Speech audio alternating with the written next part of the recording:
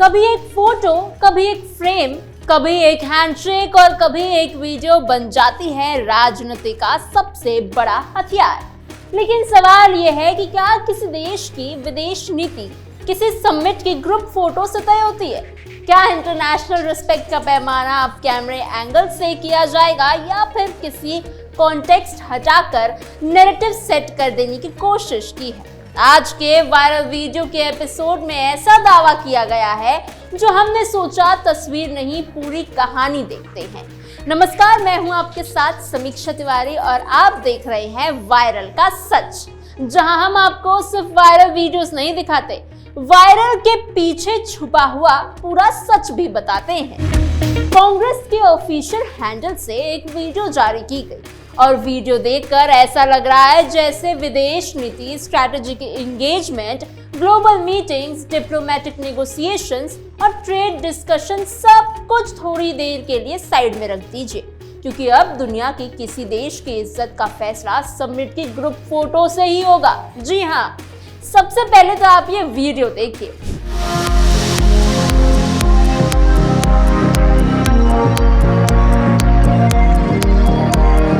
Video में comparison किया गया है कि पहले भारत के प्रधानमंत्री इंटरनेशनल समिट्स में सेंटर में खड़ा हुआ करते थे, लेकिन आज प्रधानमंत्री मोदी को कोने में खड़ा किया जाता है।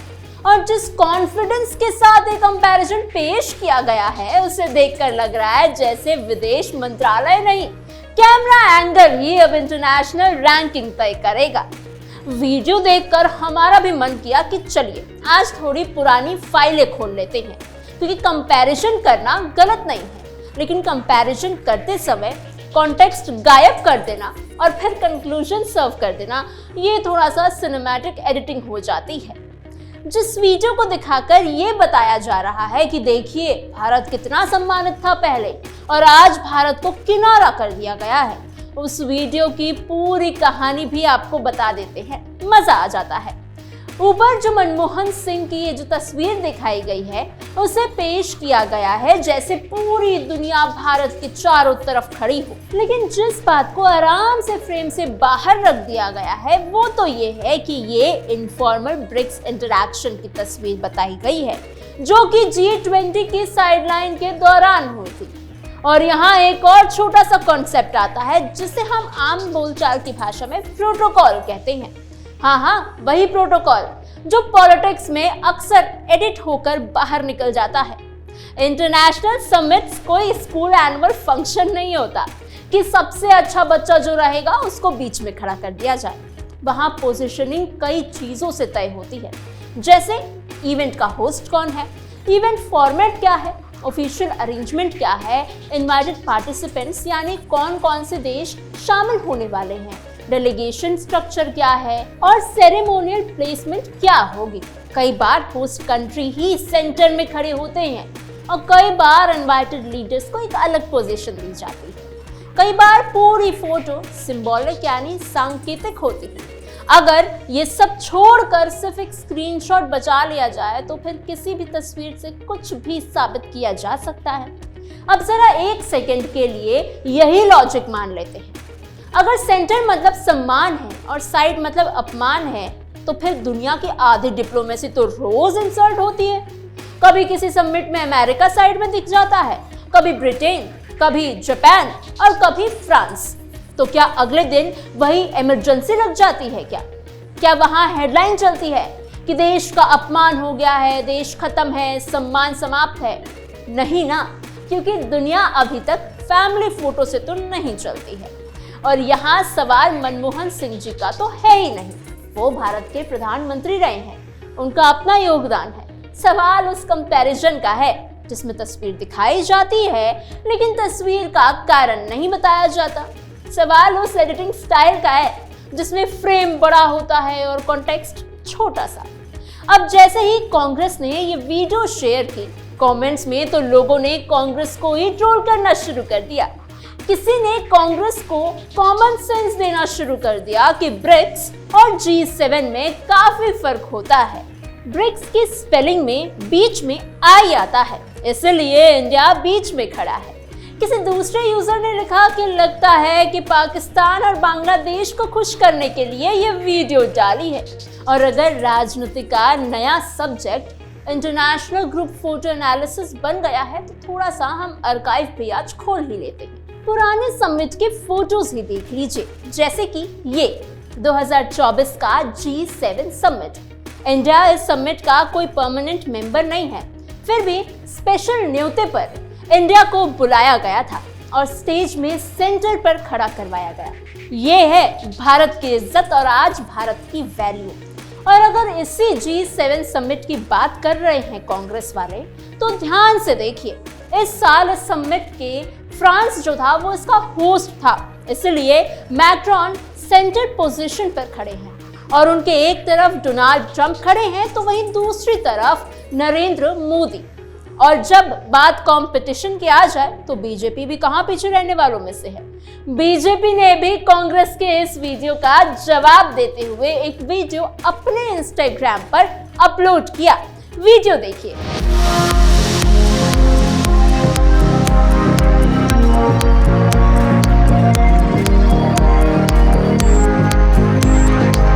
अब इस वीडियोस पर भी लोगों ने अलग अलग कमेंट्स किए। एक यूजर ने लिखा मोदी है तो मुमकिन है, तो वहीं दूसरे यूजर ने लिखा पहले भारत दुनिया के सामने कुछ नहीं बोल पाता था, लेकिन अब भारत आंखों में आंखें डालकर गलत को गलत कहता है। एक यूजर ने तो इससे मोदी मैजिक ही बता दिया।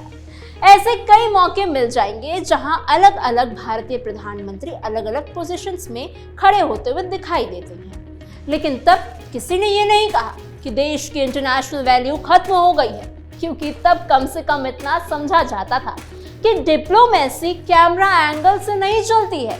और यही वो जगह है जहां बात सिर्फ एक वीडियो की नहीं रह जाती, क्योंकि पिछले कई सालों में प्रधानमंत्री नरेंद्र मोदी की विदेश यात्राएं लगातार राजनीति का विषय रही है। कभी कहा गया कि बहुत विदेश जाते हैं, कभी कहा गया कि सिर्फ पब्लिसिटी है, कभी कहा गया इवेंट मैनेजमेंट है। ये तो सवाल उठे, लेकिन सवाल अगर होगा तो पूरा होना चाहिए।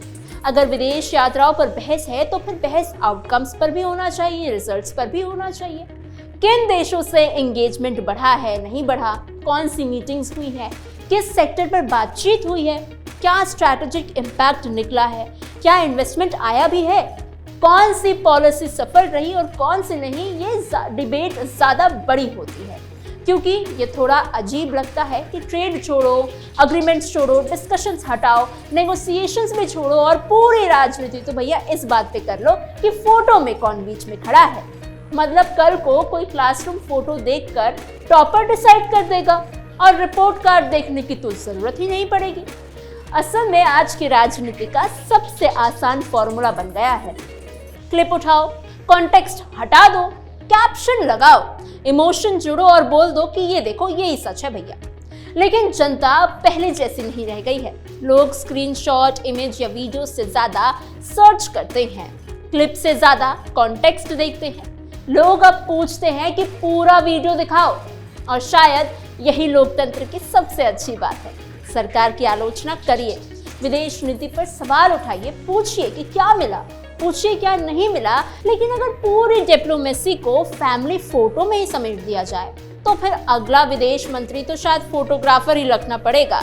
और आखिर में एक सवाल छोड़कर जाते हैं आपके लिए, अगर किसी देश की ताकत सिर्फ एक बात से तय होती है कि वो ग्रुप फोटो में आखिर कहाँ खड़ा है, तो फिर बैठकों के अंदर होने वाली बातचीत, अग्रीमेंट्स, नेगोशिएशंस और स्ट्रैटेजिक डिसीजंस किस लिए होते हैं? बाकी का फैसला आपका। लेकिन अगली बार कोई आपको फॉरेन पॉलिसी स्क्रीनशॉट में समझाने की कोशिश करे तो उसे इतना पूछ लेना कि फोटो के बाद क्या हुआ था। फिलहाल के लिए बस इतना ही। मैं हूं आपके साथ समीक्षा तिवारी और आप देख रहे थे वायरल का सच। मिलते हैं अगले एपिसोड में एक और वायरल, एक और दावा और उसके पीछे छुपे सच के साथ। बने रहिए कैपिटल टीवी के साथ।